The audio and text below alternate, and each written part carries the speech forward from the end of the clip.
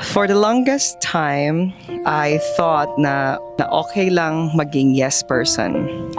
Yung tipong kahit pagod ka na, kahit may sarili kang problema, sige lang, go lang, basta makasaya ka ng iba.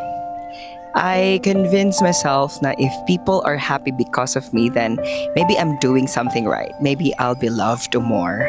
Pero dumating sa point na napansin ko, kahit anong gawin kong kabutihan, kahit kaano ako ka considerate, may mga tao pa rin hindi satisfied.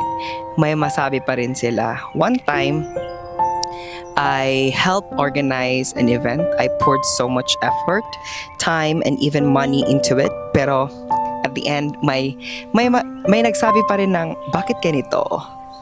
Mas okay sana kung ganyan. It crushed me kasi I was expecting validation. Akala ko mapapansin yung sacrifices ko, pero hindi.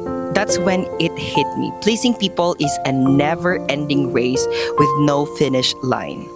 Nakakapagod. Nakakawala ng identity. You start to forget your own needs, your own voice, just to keep others comfortable. But no matter how good your intentions are, some people will always find something to criticize.